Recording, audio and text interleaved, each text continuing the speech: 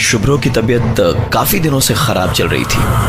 Office से रात को लौटते वक्त उसने सोचा था कि रुक के केमिस्ट को बता के दवाई ले लेगा, लेकिन ऑटो में लौटते वक्त उसने एक होम्योपैथिक क्लिनिक देखी। शुभ्रो ने सोचा कि होम्योपैथी में साइड इफेक्ट्स का तो कोई खतरा नहीं होता है, तो ऑटो रुकवा कर उतर गया और सीधे क्लिनिक में चला गया।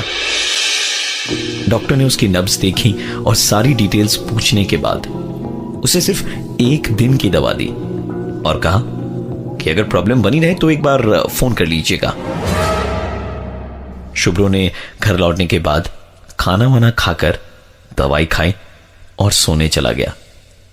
सुबह उठा तो तबीयत एकदम ठीक थी।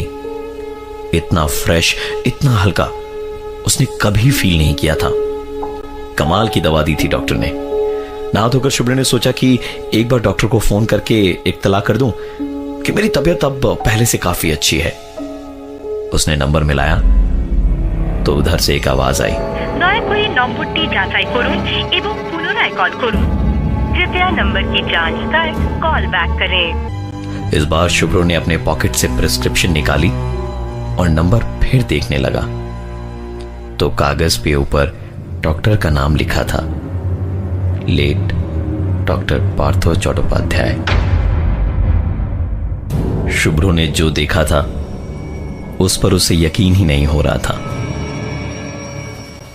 वो ऑफिस पहुंचा तो सबसे पहले उसे उसका दोस्त अवकाश मिला। उसने उसे पूरी बात बताई। अवकाश ने पहले तो पूरी बात को हंसी में उड़ा दिया, फिर जब शुभ्रो ने उसे प्रिस्क्रिप्शन दिखाई और दवा की पुड़िया दिखाई तो उसे मानना ही पड़ा। इस बीच शुभ्रो पानी पीने को उठा तो अवकाश ने डॉक्टर का नंबर डायल किया और उसे भी वही आवाज सुनाई दी जो शुभ्रो को सुनाई दी थी। कृपया नंबर की जांच कर कॉल बैक करें। रात को वापस घर लौटते वक्त शुभ्रो का फोन बजा। नंबर डॉक्टर पार्थो चैटर्जी की क्लिनिक का था।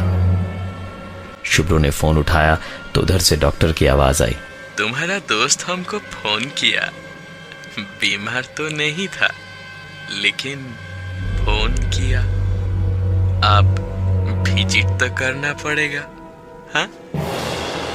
और फिर फोन कट गया।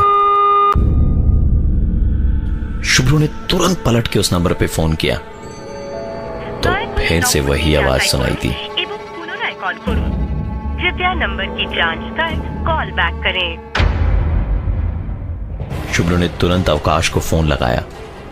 अवकाश कोलकाता से लोकल ट्रेन पकड़ के रोज की तरह वापस घर जा ही रहा था कि उसने ट्रेन में ही फोन उठा के बोला, हाँ शुभ्रो क्या हुआ? हाँ? अरे जोर से बोल, सुनाई नहीं दे रहा। Hello hello hello.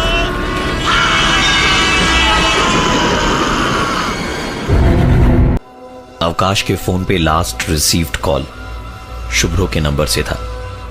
पुलिस ने उससे पूछताछ की तो उसने कहा कि दोस्त की तबीयत थोड़ी खराब थी तो हालचाल जानने के लिए मैंने उसे फोन किया था। पुलिस ने थोड़ी बहुत और पूछताछ की और उसके बाद में उसे छोड़ दिया। अगले दिन सुबह ऑफिस पहुंचा तो देखा स्वाति बुरी तरह डिप्रेशन में थी। दरअसल स्वाति और अवकाश हाल ही में एंगेज हुए थे। शुभ्रो उसे संभालने की कोशिश कर ही रहा था कि उसकी डेस्क पे रखा फोन बजा। उठाया तो उधर से आवाज आई कि सर किसी डॉक्टर पार्थो चट्टोपाध्याय का फोन है, आप कहें तो ट्रांसफर कर दूं। शुभ्रो ने लाइन ट्रांसफर करने को कहा तो उधर से आवाज आई, हमारा दवाई ठीक था ना, कोई प्रॉब्लम तो नहीं हुआ? शुभ्रो अपने दांतों को भींचते हुए एक धीमी सी आवाज में बोला, मुझे कोई प्रॉब्लम नहीं है, लेकिन जब मैं आपको फोन करता हूं तो आपका फोन नहीं लगता और आप मुझे फोन कर लेते हैं। शुभ्रो की बातें सुनकर डॉक्टर ने कहा, दूसरा नंबर है, लिखो।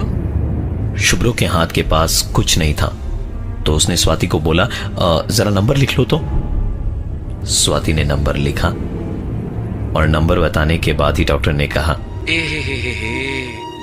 तुम्हारा दोस्त तो हमारा नंबर डायल कर दिया, अब तो विजिट करना पड़ेगा। इतना कहने के बाद डॉक्टर ने फोन को काट दिया था। शुभ्रो डरा हुआ सा पलट के बोला, तुमने नंबर डायल किया क्या? स्वाति ने कहा, हां, कॉल लिस्ट में है, लो नंबर नोट कर लो। शुभ्रो ने चुपचाप फोन नंबर लिखा तो देखा ये तो वही नंबर है जो प्रिस्क्रिप्शन पे भी था। दिन भर बार बार स्वाति को देखता रहा। रात को घर पहुंच के जब काफी देर तक सोचा और आखिर में रह नहीं पाया तो उसने स्वाति को फोन मिलाया। स्वाति का फोन बजता रहा, बस बजता रहा। स्वाति ने एक बार भी फोन नहीं उठाया और उसके बाद व्हाट्सएप का लास्ट सीन देखा तो समझ गया कि स्वाति शायद सो गई होगी, इसलिए उठा नहीं रही। सुबह फोन बजने की आवाज से शुभ्रो की नींद टूटी। उठाया तो पुलिस स्टेशन से फोन था। स्वाति ने नींद की गोलियां खाकर के सुसाइड कर लिया था और पूछताछ के लिए शुभ्रो को बुलाया गया था।